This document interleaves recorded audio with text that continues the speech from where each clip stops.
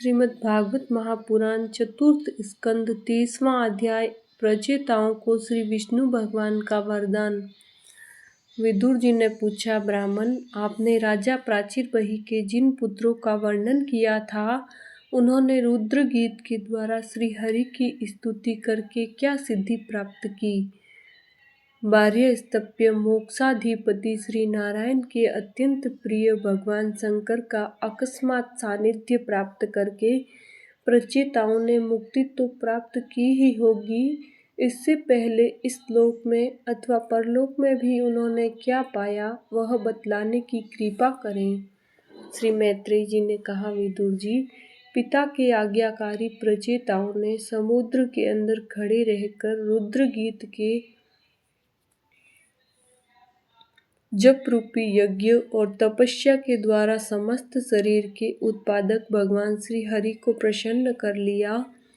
तपस्या करते करते 10,000 वर्ष बीत जाने पर पुराण पुरुष श्री नारायण अपनी मनोहर कांति द्वारा उनकी तपस्या जनित क्लेश को शांत करते हुए सौम्य विग्रह से उनके सामने प्रकट हुए। गरुड़ जी के कंधे पर बैठे हुए श्री भगवान ऐसे जान पड़ते थे मानो सुमेरु के शिखर पर कोई श्याम छटा छाई हो। उनके श्री अंग में मनोहर पीताम्बर और कंठ में कौस्तुभ मणि सुशोभित थी। अपनी दिव्य प्रभा से वे सब दिशाओं का अंधकार दूर कर रहे थे। चमकीले सुवर्णमय आभूषणों से युक्त उनके कमनीय कपोल और मनोहर मुखमंडल की अपूर्व शोभा हो रही थी। उनके मस्तक पर झिलमिलाता हुआ मुकुट शोभायमान था। प्रभु की 8 भुजाओं में 8 आयुध थे। देवता, मुनि और पार्षदगण सेवा में उपस्थित थे तथा गरुड़ जी किन्नरों की भांति साममय पंखों की ध्वनि से कीर्तिगान कर रहे थे। उनकी 8 लंबी लंबी स्थूल भुजाओं के बीच में लक्ष्मी जी से स्पर्धा करने वाली वनमाला विराजमान थी। आदि पुरुष श्री नारायण ने इस प्रकार पधार कर अपने शरणागत प्रचेताओं की और दया दृष्टि से निहारते हुए मेघ के समान गंभीर वाणी में कहा। श्री भगवान ने कहा, राजपुत्रों, तुम्हारा कल्याण हो। तुम सब में परस्पर बड़ा प्रेम है और स्नेहवश तुम एक ही धर्म का पालन कर रहे हो। तुम्हारे इस आदर्श सौहार्द से मैं बड़ा प्रसन्न हूँ। मुझसे वर मांगो। जो पुरुष सायंकाल के समय प्रतिदिन तुम्हारा स्मरण करेगा, उसका अपने भाइयों में अपने ही समान प्रेम होगा तथा समस्त जीवों के प्रति मित्रता का भाव हो जाएगा। जो लोग सायंकाल और प्रातःकाल एकाग्र चित्त से रुद्र गीत द्वारा मेरी स्तुति करेंगे, उनको मैं अभीष्ट वर और शुद्ध बुद्धि प्रदान करूँगा। तुम लोगों ने बड़ी प्रसन्नता से अपने पिता की आज्ञा शिरोधार्य की है, इससे तुम्हारी कमनीय कीर्ति समस्त लोकों में फैल जाएगी। तुम्हारे एक बड़ा ही विख्यात पुत्र होगा। वह गुणों में भी किसी प्रकार ब्रह्मा जी से कम नहीं होगा तथा अपनी संतान से तीनों लोकों को पूर्ण कर देगा। राजकुमारों, कंडू ऋषि के तपोनाश के लिए इंद्र की भेजी हुई ब्रह्मलोचा अप्सरा से एक कमल नयनी कन्या उत्पन्न हुई थी। उसे छोड़कर वह स्वर्गलोक को चली गई। तब वृक्षों ने उस कन्या को लेकर पाला पोसा। जब वह भूख से व्याकुल होकर रोने लगी, तब औषधियों के राजा चंद्रमा ने दयावश उसके मुंह में अपनी अमृत वर्षिणी तर्जनी अंगुली दे दी। तुम्हारे पिता आजकल मेरी सेवा में लगे हुए हैं। उन्होंने तुम्हें संतान उत्पन्न करने की आज्ञा दी है, अतः तुम शीघ्र ही इस देवोपम सुंदरी कन्या से विवाह कर लो।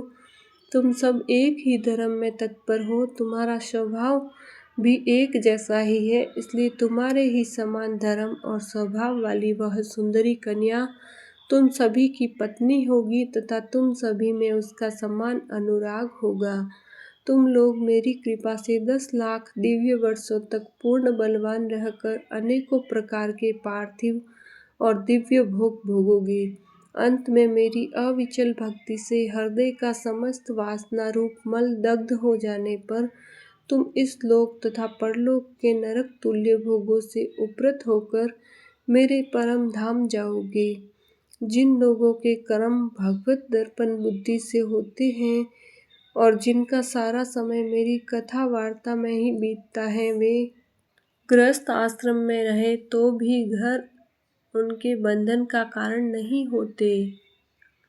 वे नित्य प्रति मेरी लीलाएं सुनते रहते हैं। इसलिए ब्रह्मवादी वक्ताओं के द्वारा मैं ज्ञान स्वरूप पर ब्रह्म उनके हृदय में नित्य नया नया सा भासता रहता हूँ और मुझे प्राप्त कर लेने पर जीव को न मोह हो सकता है, न शोक और न हर्ष ही।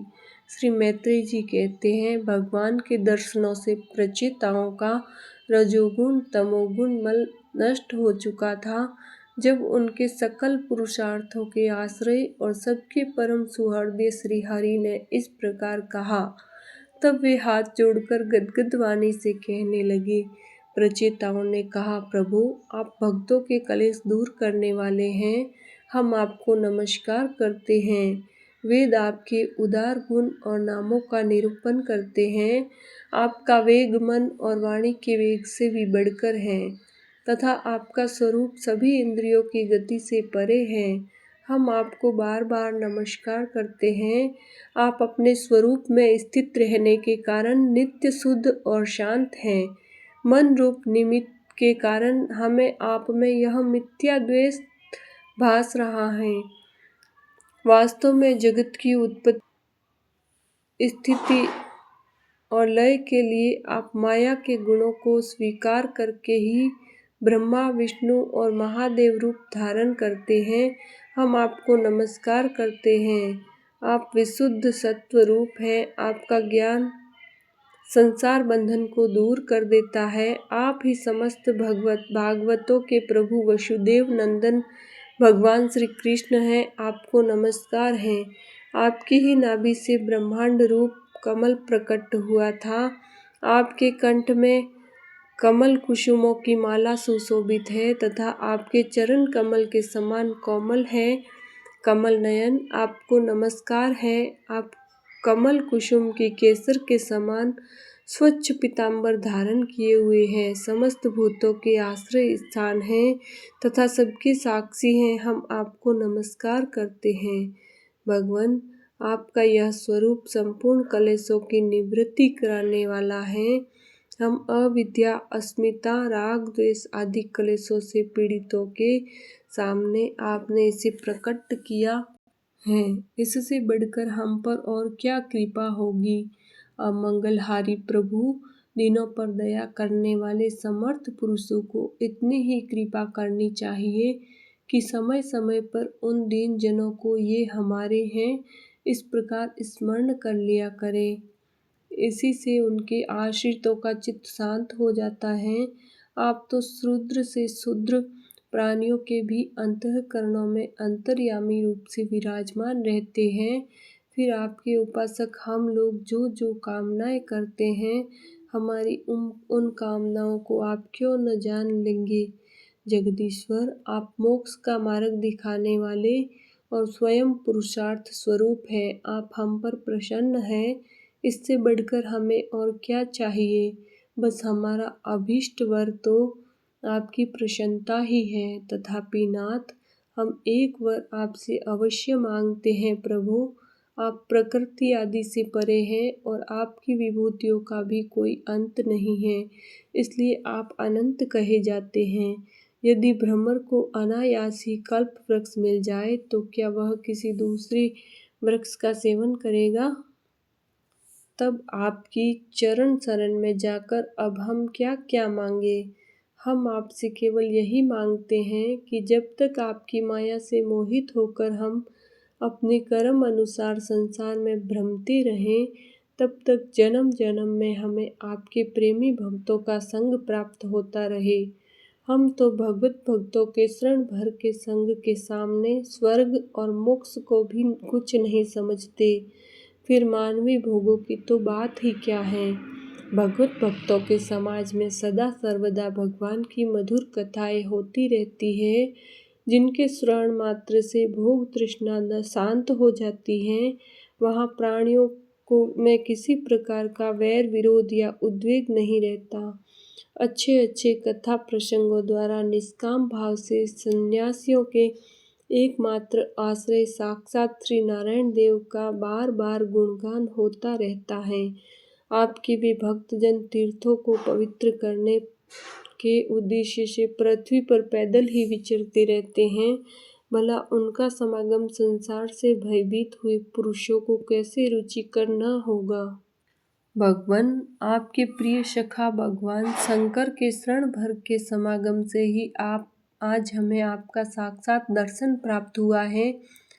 आप जन्म मरण रूप दुस्साध्य रोग के श्रेष्ठतम वैद्य हैं, अतः अब हमने आपका ही आश्रय लिया है। प्रभु, हमने सम्माहित चित्त से जो कुछ अध्ययन किया है, निरंतर सेवा शुश्रूषा करके गुरु ब्राह्मण और वृद्ध जनों को प्रसन्न किया है तथा दोष बुद्धि त्याग कर श्रेष्ठ पुरुष सुहृदयगण बंधु वर्ग एवं समस्त प्राणियों की वंदना की है और अन्न आदि को त्याग कर दीर्घ काल तक जल में खड़े रहकर तपस्या की है, वह सब आप सर्वव्यापक पुरुषोत्तम के संतोष का कारण हो, यही वर मांगते हैं।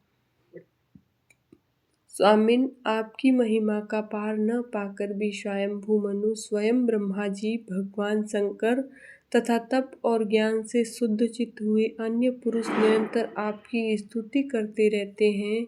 अतः हम भी अपनी बुद्धि के अनुसार आपका यशोगान करते हैं। आप सर्वत्र सम्मान शुद्ध स्वरूप और परम पुरुष हैं। आप सत्व मूर्ति भगवान वासुदेव को हम नमस्कार करते हैं। श्री मैत्रेय जी कहते हैं, विदुर जी, प्रचेताओं के इस प्रकार स्तुति करने पर शरणागत वत्सल श्री भगवान ने प्रसन्न होकर कहा, तथास्तु। अप्रतिहत प्रभाव श्री हरि की मधुर मूर्ति के दर्शनों से अभी प्रचेताओं के नेत्र तृप्त नहीं हुए थे, इसलिए वे उन्हें जाने देना नहीं चाहते थे। तथापि वे अपने परम धाम को चले गए। इसके पश्चात प्रचेताओं ने समुद्र के जल से बाहर निकलकर देखा कि सारी पृथ्वी को ऊंचे ऊंचे वृक्षों ने ढक लिया है, जो मानो स्वर्ग का मार्ग रोकने के लिए ही इतने बढ़ गए थे। यह देखकर वे वृक्षों पर बड़े कुपित हुए। तब उन्होंने पृथ्वी को वृक्ष लता आदि से रहित कर देने के लिए अपने मुख से प्रचंड वायु और अग्नि को छोड़ा, जैसे कालाग्नि रूप प्रलय काल में छोड़ते हैं। जब ब्रह्मा जी ने देखा कि वे सारे वृक्षों को भस्म कर रहे हैं, तब वे वहां आए और प्राचीर बही के पुत्रों को उन्होंने युक्ति पूर्वक समझाकर शांत किया। फिर जो कुछ वृक्ष यहाँ बचे थे, उन्होंने डरकर ब्रह्मा जी के कहने से वह कन्या लाकर प्रचेताओं को दी। प्रचेताओं ने भी ब्रह्मा जी के आदेश से उस मारीशा नाम की कन्या से विवाह कर लिया। इसी के गर्भ से ब्रह्मा जी के पुत्र दक्ष श्री महादेव जी की अवज्ञा के कारण अपना पूर्व शरीर त्याग कर जन्म लिया। इन्हीं दक्ष ने चाक्षुष मनवंतर आने पर, जब कालक्रम से पूर्व सर्ग नष्ट हो गया, भगवान की प्रेरणा से इच्छा अनुसार नवीन प्रजा उत्पन्न की। उन्होंने जन्म लेते ही अपनी कांति से समस्त तेजस्विनियों का तेज छीन लिया। ये कर्म करने में बड़े दक्ष थे, इसी से उनका नाम दक्ष हुआ। इन्हें ब्रह्मा जी ने प्रजापतियों के नायक के पद पर अभिषिक्त कर सृष्टि की रक्षा के लिए नियुक्त किया और इन्होंने मरीचि आदि दूसरे प्रजापतियों को अपने अपने कार्य में नियुक्त किया। बोलिए श्री कृष्णचंद्र भगवान की जय।